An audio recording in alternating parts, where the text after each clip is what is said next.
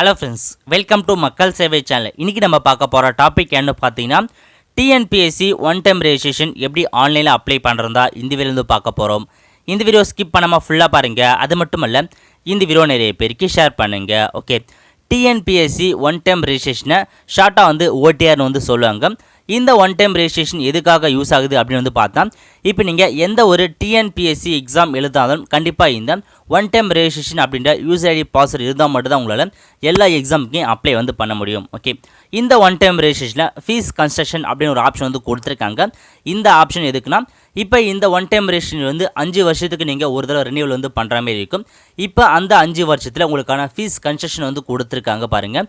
அதாவது SC ST disability அது மட்டும் இல்லாமல் ஆதரவற்ற விதைகள் இவங்களுக்கு எந்த விதமான ஃபீஸுமே நீங்கள் பேமெண்ட் பண்ண தேவையில்ல. இந்த 5 வருஷத்தில் நீங்கள் எத்தனை எக்ஸாம் எதாவது சரி ஃப்ரீயாகவே உங்களுக்கான எக்ஸாமினேஷன் நீங்கள் எழுதிக்கலாம். ஸோ ஃபீஸ் கன்ஸ்ட்ரக்ஷன் அப்படின்ற ஆப்ஷன் கிளிக் பண்ணி இந்த 5 வருஷத்தில் எத்தனை எக்ஸாம் எல்லாம் நீங்கள் அப்ளை பண்ணி ஃப்ரீயாகவே எழுதிக்கலாம். பட் ஒன் டைம் ரெஜிஸ்ட்ரேஷன் பண்ணுறப்ப 150 ரூபா ஸ்டார்டிங்கில் நீங்கள் பேமெண்ட் பண்ணுற மாதிரி இருக்கும். ஸோ அந்த பேமெண்ட் மட்டும் நீங்கள் பண்ணால் போதுமானது. ஓகே, இதுவே அதர் கேட்டகரியாக இருக்காங்க, பிசி எம்பிசி இதுமாதிரி அதர் கேட்டகரியாக இருக்காங்கன்னா நீங்கள் இந்த ஒன் டைம் ரெஜிஸ்ட்ரேஷன் யூஸ் பண்ணி 3 எக்ஸாம் பார்த்தா ஃப்ரீயாகவே எழுதிக்கலாம். ஸோ அதுக்கப்புறம் எழுத எக்ஸாமுக்கு நீங்கள் ஃபீஸ் பேமெண்ட் பண்ண மாதிரி இருக்கும். இந்த 5 வருஷத்துக்குள்ளே 3 எக்ஸாம் நீங்கள் ஃப்ரீயாகவே எழுதிக்கலாம். அந்த ஃபீஸ் கன்செஷன் ஆப்ஷன் யூஸ் பண்ணி கொடுத்துருக்காங்க. ஓகே, ஸோ இதான் பார்த்தீங்கன்னா இந்த ஒன் டைம் ரெஜிஸ்ட்ரேஷன் கொடுத்துருக்காங்க. 5 வருஷத்துக்கு ஒரு தடவை நீங்கள் ரெனியூவல் பண்ணுற மாதிரி இருக்கும். நீங்கள் ஸ்டார்டிங்கில் இந்த ஒன் டைம் ரெஜிஸ்ட்ரேஷன் அப்ளை பண்ணுறதுக்கு 150 ரூபா பேமெண்ட் பண்ணியாகணும். ஓகே, இப்போ இந்த ஒன் டைம் ரெஜிஸ்ட்ரேஷனை எப்படி நம்ம ஆன்லைனில் அப்ளை பண்ணுறதுன்னு பார்க்கலாம். இது வரைக்கும் நம்ம சேனலை சப்ஸ்கிரைப் பண்ணாதவங்க சப்ஸ்கிரைப் பண்ணிக்கோங்க. அப்படியே பக்கத்தில் இருக்க பெல் ஐக்கனையும் ப்ரெஸ் பண்ணிக்கோங்க. ஓகே, ஃபஸ்ட்டு கூகுள் சர்ச் பண்ணிங்க. அதில் போயிட்டு டிஎன்பிஎஸ்சின்னு கரெக்டாக டைப் பண்ணிக்கோங்க. டைப் பண்ணிட்டு ஃபஸ்ட் ஆப்ஷனுக்கு பாருங்க. இந்த ஆப்ஷன் நீங்கள் கிளிக் பண்ணால் போதும். இதில் போயிட்டு இம்பார்ட்டன்ட் லிங்க் கீழே செகண்டாக கொடுத்துருக்காங்க பாருங்கள், அப்ளை ஆன்லைன் அப்படின்ற ஆப்ஷன் நீங்கள் கிளிக் பண்ணிங்கன்னா வேறு ஒரு பேஜுக்குள்ளே போகும். ஸோ ஓகே அப்படின்ற ஆப்ஷன் நீங்கள் கிளிக் பண்ணிக்கோங்க. ஓகே, இதில் போய்ட்டு ரெண்டாவதாக கொடுத்துருக்காங்க பாருங்கள், நிரந்தர பதிவு விவரங்கள். அந்த ஆப்ஷன் நீங்கள் கிளிக் பண்ணிங்கன்னா இல்லை 2 ஆப்ஷன் கொடுத்துருப்பாங்க. நம்ம புதுசாக அப்ளை பண்ணுறதுக்கு ஃபஸ்ட்டுக்கு பாருங்கள், புதிய பதிவு செய்ய வழிவோர் அப்படின்ற ஆப்ஷன் நீங்கள் கிளிக் பண்ணிக்கோங்க. கிளிக் பண்ணிட்டு இதில் போய்ட்டு நீங்கள் புதுசாக லாகின் ஐடி கிரியேட் பண்ணுற மாதிரி இருக்கும். ஸோ லாகின் ஐடி உங்களுக்கு பிடிச்சா நீங்கள் கொடுத்துக்கோங்க. நம்பர்ஸ் லெட்டர்ஸ் இருக்கிற மாதிரி உங்களுக்கான லாகின் ஐடியை நீங்கள் தயாரிச்சுக்கோங்க. ஸோ உங்களுக்கு பிடிச்ச மாதிரி கொடுங்க. கொடுத்ததுக்கப்புறம் கீழே இருக்க மேத்தமெட்டிக்கல் கேப்சர் சால்வ் பண்ணி இதில் என்ட்ரு பண்ணிக்கோங்க. என்ட்ரு பண்ணிட்டு பயனாளர் குறியீடு உள்ளதான்னு இருக்குது பாருங்கள், அந்த ஆப்ஷன் நீங்கள் கிளிக் பண்ணால் போதும். நீங்கள் என்ட்ரு பண்ண லாகின் ஐடி ஆல்ரெடி வேறு யார்ட்டா இருந்தால் அது பார்த்தா ஆல்ரெடி இருக்குன்னு காமிச்சிடும். அதுக்கப்புறம் நீங்கள் வேறு லாகின் கிரியேட் பண்ண மாதிரி இருக்கும். ஸோ இப்போதைக்கு இந்த லாகின் ஐடி யார்ட்டையுமே இல்லை. ஸோ எனக்கு ஓப்பன் ஆகிடுச்சு. ஓகே, இந்த லாகின் ஐடி யூஸ் பண்ணி நீங்கள் 48 மணி நேரத்துக்குள்ளே உங்களுக்கான ஒன் டைம் ரெஜிஸ்ட்ரேஷன் நிறைவு செஞ்சாலும். அப்படி இல்லை உங்களுக்கான லாகின் ஐடி எக்ஸ்பைர் ஆகும்னு சொல்லியிருக்காங்க. ஸோ அதனால் ஞாபகம் வச்சுக்கோங்க. ஓகே, அதுக்கடுத்து உள்நுழை விவரங்கள் கேட்டிருக்காங்க பாருங்கள். ஸோ ஃபஸ்ட்டு உங்களுக்கான பாஸ்வேர்ட் கேட்டிருக்காங்க. உங்களுக்கு பிடிச்ச பாஸ்வேர்டை நீங்கள் கிரியேட் பண்ணிக்கோங்க.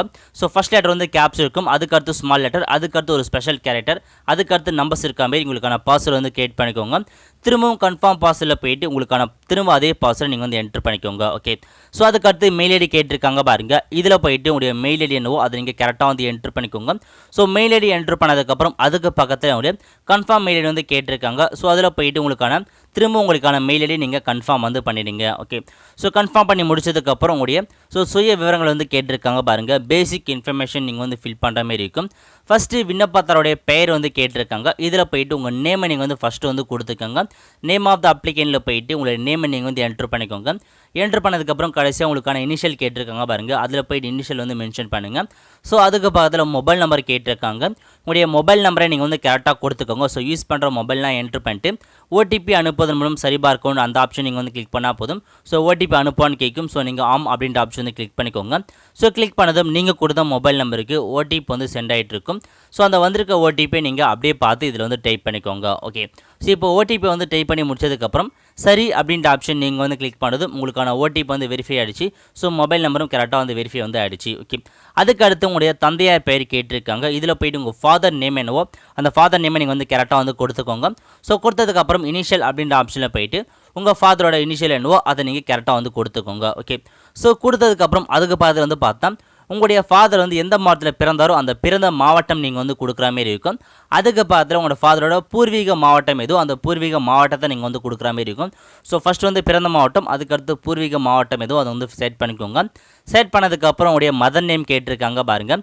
இதில் போயிட்டு உங்கள் மதர் நேமை நீங்கள் கரெக்டாக வந்து டைப் பண்ணிக்கோங்க. டைப் பண்ணதுக்கப்புறம் கடைசி இனிஷியலில் போயிட்டு அவங்க இனிஷியல் என்னவோ அந்த இனிஷியல் நீங்கள் வந்து கொடுத்துக்கோங்க. ஓகே, ஸோ அதேமாரி உங்களுக்காக வந்து கொடுத்துருக்காங்க பாருங்கள். டேட் ஆஃப் பர்த் வந்து கேட்டிருக்காங்க. இதில் போயிட்டு உங்களுக்கான டேட் ஆஃப் பர்த் நீங்கள் வந்து கரெக்டாக வந்து கொடுத்துக்கோங்க. உங்களுடைய சர்டிஃபிகேட்டில் இருக்க மாரி டேட் ஆஃப் பர்த் நீங்கள் கரெக்டாக வந்து கொடுங்க. ஓகே, கொடுத்ததுக்கப்புறம் உங்களுடைய டேட் ஆஃப் பர்த் வந்து கரெக்டானு கேட்டிருக்காங்க. ஸோ நீங்கள் கரெக்டாக இருந்தால் ஆம் அப்படின்றது வந்து கிளிக் பண்ணிக்கோங்க. அதுக்கடுத்து விண்ணப்பதாரர் பிறந்த மாவட்டம் வந்து கேட்டிருக்காங்க. நீங்கள் எந்த மாவட்டத்தில் பிறந்தீங்களோ உங்கள் மாவட்டத்தை நீங்கள் வந்து செலக்ட் பண்ணிக்கோங்க. அதேமாரி உங்களுக்கான பூர்வீக மாவட்டம் எது அந்த பூர்வீக மாவட்டத்தையும் நீங்கள் இதில் போயிட்டு வந்து செலக்ட் பண்ணுற மாதிரி இருக்கும். ஓகே, செட் பண்ணதுக்கப்புறம் ஜெண்டர் கேட்டிருக்காங்க. நீங்கள் மேலா ஃபீமேலாக செலக்ட் பண்ணிக்கோங்க. செட் பண்ணதுக்கப்புறம் இது கரெக்டானு கேட்டிருக்காங்க. நீங்கள் கன்ஃபார்ம்னா ஆம் வந்து கொடுத்துக்கோங்க. கொடுத்ததுக்கப்புறம் மதம் கேட்டிருக்காங்க பாருங்கள். இதில் நீங்கள் ஹிந்துவா முஸ்லீமா கிறிஸ்டினா மாரி உங்களுக்கான மதத்தை நீங்கள் வந்து செலக்ட் பண்ணிக்கோங்க. செட் பண்ணதுக்கப்புறம் உங்களுடைய தேசிய இனம் வந்து கேட்டிருக்காங்க பாருங்கள்.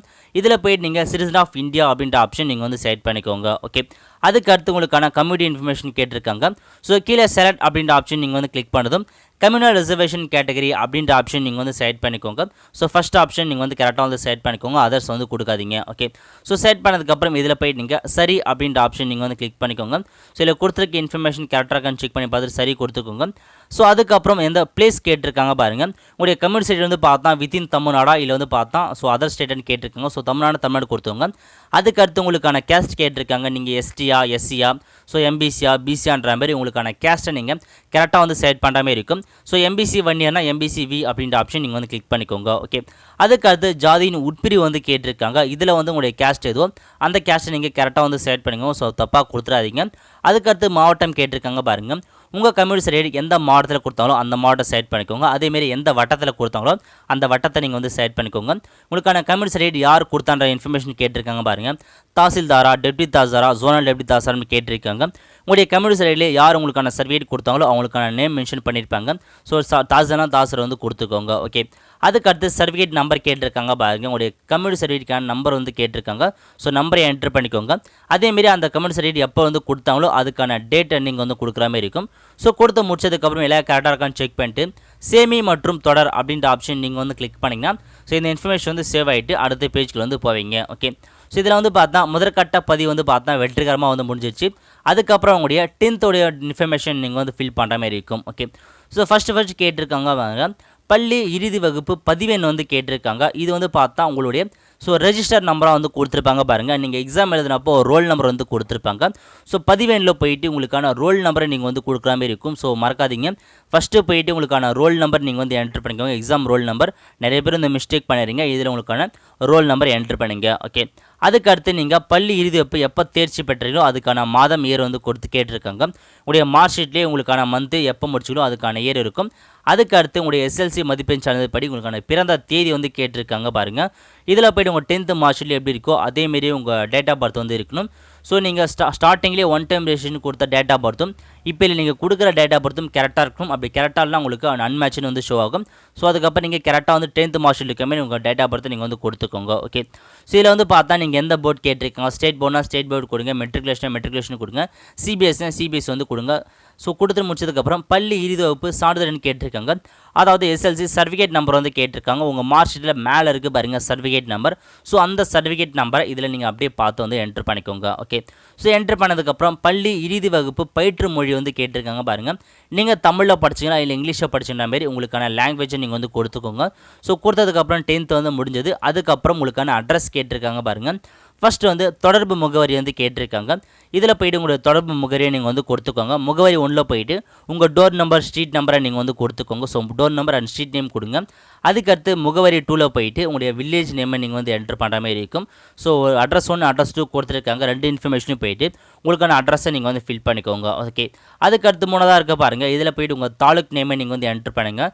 ஸோ தாலுக் நேம் என்ட்ரு பண்ணதுக்கப்புறம் ஸ்டேட் கேட்டிருக்காங்க.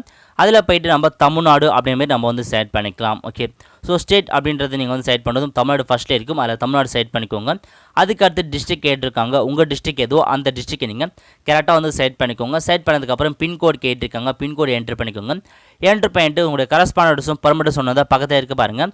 ஸோ அந்த டிக் பாக்ஸை கிளிக் பண்ணால் போதும் உங்களுக்கான அட்ரஸ் வந்து காப்பி ஆகிடும். ஓகே, இப்போ போய் நீங்கள் சேமி மற்றும் தொடர குத்தா போதும் இந்தமாரி ஒரு பேஜுக்குள்ளே வரீங்க. இதில் போய் நீங்கள் ஃபோட்டோ அண்ட் சிக்னேச்சர் அப்லோட் பண்ண மாதிரி இருக்கும். ஸோ ரொம்ப வந்து இம்பார்ட்டண்டான விஷயம் இதுதான். ஸோ உங்களுக்கான ஃபோட்டோ பொறுத்த வரைக்கும் வந்து பார்த்தீங்கன்னா 20 கேபிலேருந்து 50 கேபிக்குள்ளே இருக்கணும், 200 டிபிஐக்குள்ளே இருக்கணும். அதுக்கேற்ற மாதிரி நீங்கள் ரீசைஸ் பண்ணி அப்லோட் வந்து பண்ணி ஆகணும். ஸோ 3.5 சென்டிமீட்டர்லேருந்து உயரம் வந்து 4.5 சென்டிமீட்டருக்குள்ளே உங்களுக்கான ஃபோட்டோ இருக்கணும். அந்த ஃபோட்டோவில் photograph.jpg அப்படின்ற மாதிரி சேவ் பண்ணி நீங்கள் அப்லோட் வந்து பண்ணுற மாதிரி இருக்கும். ஸோ அதே மாதிரி தான் சிக்னேச்சரும் வந்து கொடுத்துருக்காங்க. சிக்னேச்சரை பொறுத்த வரைக்கும் 10 கேபிலேருந்து 20 கேபிக்குள்ளே இருக்கும், 200 டிபிஐக்குள்ளே வந்து ஸ்கேன் பண்ணிக்கணும்னு சொல்லியிருக்காங்க. ஸோ இதுக்கான சென்டிமீட்டர் வந்து பார்த்தோன்னா அகலம் வந்து 6 சென்டிமீட்டர் இருக்கணும், உயரம் வந்து 3 சென்டிமீட்டர் இருக்கணும். signature.jpg அப்படின்ற மாதிரி உங்களுக்கான ஃபோட்டோவில் நீங்கள் வந்து சேவ் பண்ணியிருக்கணும். ஓகே, ஸோ இதெல்லாமே கரெக்டாக ரீசைஸ் பண்ணிட்டு அப்லோட் வந்து பண்ணிக்கோங்க. ஸோ சூஸ் ஃபைல் அப்படின்ற ஆப்ஷன் கிளிக் பண்ணி உங்களுக்கான ஃபோட்டோ அண்ட் சிக்னேச்சர் ரெண்டுத்தையுமே நீங்கள் அப்லோட் வந்து பண்ணுற மாதிரி இருக்கும். ஓகே, ஸோ இந்தமாரி அப்லோட் வந்து ஆகிடுச்சு. இன்கேஸ் உங்களுக்கு வந்து கரெக்டாக ஃபோட்டோ சிக்னேச்சர் அப்லோட் ஆகலாம், நீங்கள் கரெக்டாக எடிட் பண்ணிக்கோங்க. தெரியலனா நீங்கள் கூகுள் சர்ச்சில் போயிட்டு TNPSC ஃபோட்டோ கம்ப்ரஸர் அப்படின்ற ஆப்ஷன் நீங்கள் வந்து கிளிக் பண்ணால் போதும். அதில் வர ஃபஸ்ட் ஆப்ஷனுக்கு பாருங்கள், அந்த ஆப்ஷன் நீங்கள் வந்து கிளிக் பண்ணிங்கன்னா ஆட்டோமேட்டிக்காக ரெடிமேடாக உங்களுக்கு வந்து கொடுத்துருக்காங்க. ஸோ எல்லாமே ஆட்டோமேட்டிக்காக அதை ரீசைஸ் பண்ணி உங்களுக்கு தேவையான இமேஜ் வந்து எடுத்துக்கும். ஃபஸ்ட்டு ஃபோட்டோ கொடுத்துருக்காங்க. சூஸ் ஃபைல் அப்படின்ற ஆப்ஷன் கிளிக் பண்ணி உங்களுக்கான ஃபோட்டோவை நீங்கள் வந்து அப்லோட் பண்ணால் போதுமானது. ஸோ ப்ரீவியஸாக எந்த ஃபோட்டோ கன்வர்ஷன் இருந்துச்சு, இப்போ எந்த ஃபோட்டோ கன்வர்ஷனாக இருக்குன்றத தெளிவாக உங்களுக்கு வந்து தெரிய வரும். இதை நீங்கள் ஜஸ்ட் டவுன்லோட் இருக்குது பாருங்கள், மேலே அந்த டவுன்லோட் மார்க்கை கிளிக் பண்ணி நீங்கள் உங்களுக்கான TNPSC ஃபோட்டோ அப்டேட் பண்ணிக்கலாம். ஸோ தெளிவாக அப்டேட் ஆகும், எந்த விதமான இன்வெல்னே வந்து ஷோ ஆகுது. அதே மாதிரி தான் சிக்னேச்சரும் சரி. சூஸ் ஃபைல் அப்படின்ற ஆப்ஷன் கிளிக் பண்ணி உங்களுக்கான சிக்னேச்சர் நீங்கள் வந்து அப்லோட் பண்ணால் போதுமானது. ஸோ நீங்கள் டவுன்லோட் வந்து பண்ணிக்கலாம். ஓகே, இது வந்து பார்த்தீங்கன்னா TNPSCக்காகவே ரெடி பண்ணியிருக்காங்க இந்த வெப்சைட். இந்த வெப்சைட்டில் போய்ட்டு ஜஸ்ட் நீங்கள் உங்கள் ஃபோட்டோ சிக்னேச்சர் கொடுத்து நீங்கள் அப்லோட் பண்ணி டவுன்லோட் பண்ணிட்டா போதுமானது. எல்லாமே ஆட்டோமேட்டிக்காக அதுவே வந்து அதுக்கான சைஸ் என்ன, ரெசல்யூஷன் என்ன, டிபிஐ என்ன, எல்லாமே ஆட்டோமேட்டிக்காக அதுவே கன்வெர்ட் பண்ணி உங்களுக்கு வந்து டவுன்லோட் வந்து பண்ணிக்கலாம். ஓகே, ஸோ இதுமாதிரி அப்லோட் பண்ணிட்டு சேமி மற்றும் தொடர அப்படின்ற ஆப்ஷன் நீங்கள் வந்து கிளிக் பண்ணால் போதும். ப்ரிவியூ பேஜுக்குள்ளே வரும். இதில் நீங்கள் என்டர் பண்ண எல்லா இன்ஃபர்மேஷனுமே கரெக்டாக இருக்கா இல்லையான்றதை நீங்கள் வந்து செக் பண்ணிக்கோங்க. ஒன்ஸ் கரெக்டாக இருக்கான்னு செக் பண்ணிட்டு டிக்ளரேஷனுக்கு பாருங்கள், அதை நீங்கள் வந்து கிளிக் பண்ணிட்டு சேமி மற்றும் தொடர் அப்படின்ற ஆப்ஷன் நீங்கள் வந்து கிளிக் பண்ணிங்கன்னா ஸோ அகைன் வந்து பார்த்தா உங்களுக்கு வந்து ஓப்பன் ஆகும். அதுக்கடுத்து நீங்கள் சிலமே கரெக்டாக செக் பண்ணிக்கோன்ற மாதிரி கேட்டிருக்காங்க. ஸோ செக் பண்ணிவிட்டு சரின்னு வந்து கொடுத்துக்கோங்க. கொடுத்ததும் அகைன் இந்தமாரி ஓப்பன் ஆகும். இதில் போய்ட்டு நீங்கள் வந்து பார்த்தா கட்டணம் செலுத்தவும் தொடரும் இருக்குது பாருங்கள், இந்த ஆப்ஷன் நீங்கள் வந்து கிளிக் பண்ணி பேமெண்ட் வந்து பண்ணுற மாதிரி இருக்கும். ஸோ 150 நீங்கள் வந்து பேமெண்ட் பண்ணி ஆகணும். இதில் போய் நீங்கள் SBI அக்கௌண்ட் தான் SBI கொடுங்க, இல்லை அதர் அக்கௌண்ட்னா பேமெண்ட் கேட்வே அப்படின்ற ஆப்ஷன் நீங்கள் வந்து செலக்ட் பண்ணிக்கோங்க. செலக்ட் பண்ணிட்டு ஆன்லைன் கொடுத்துக்கோங்க. கொடுத்து இதில் வந்து பார்த்தீங்கன்னா கிரெடிட் கார்டா டெபிட் கார்டா நெஃப்டான்றதை வந்து கேட்டிருக்காங்க. நீங்கள் டெபிட் கார்டுனா ATM ஆப்ஷன் வந்து கிளிக் பண்ணி பேமெண்ட் வந்து பண்ணிக்கலாம். ஓகே, ப்ரொசீட் பே கொடுத்தா போதும் இந்தமாரி ஒரு பேஜ் ஓப்பன் ஆகும். இதில் போய்ட்டு அகைன் நீங்கள் பே நவ் அண்ட் சப்மிட் அப்ளிகேஷன் வந்து கிளிக் பண்ணிக்கோங்க. கிளிக் பண்ணதும் நீங்கள் டெபிட் கார்டு கொடுத்தால உங்களுடைய ATM கார்டு நம்பர் இருக்குது பாருங்கள், அந்த ATM கார்டு நம்பரை ஃபுல்லாக வந்து கொடுத்துக்கோங்க.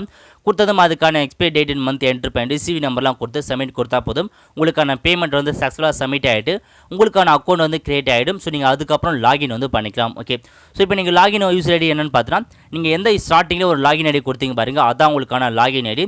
அதேமாரி பாஸ்வேர்டை பொறுத்த வரைக்கும் நீங்கள் எந்த பாஸ்வேர்டு கேட் பண்ணிங்களோ அதான் உங்களுக்கான பாஸ்வேர்டு கொடுத்து நீங்கள் சப்மிட் கொடுத்தா போதும் உங்களுக்கான லாகின் ஐடி உங்களுக்கான டேஷ்போர்டில் போய்டும். அதில் போய்ட்டு நீங்கள் உங்களுக்கான ஆதார் வந்து லிங்க் பண்ணுற மாதிரி இருக்கும். ஸோ அதில் போய்ட்டு உங்களுக்கான ஆதார் கார்டை வந்து லிங்க் பண்ணிக்கோங்க. ஸோ எப்படி லிங்க் பண்ணது நம்ம சேனலில் வீடியோ போட்டிருக்கோம்.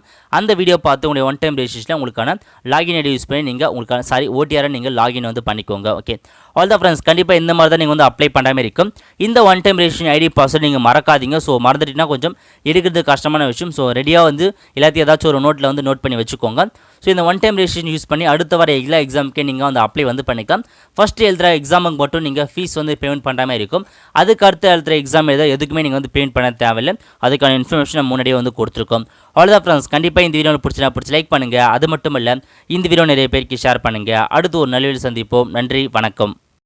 இந்த வீடியோ உங்களுக்கு பிடிச்சிருந்தா லைக் பண்ணுங்கள். ஏதாச்சும் டவுட்ஸ்னால் கமெண்ட் பண்ணுங்கள். இந்த வீடியோ வந்து நிறைய பேருக்கு ஷேர் பண்ணுங்கள். அடுத்து ஒரு நல்ல வீடியோவில் சந்திப்போம். நன்றி, வணக்கம்.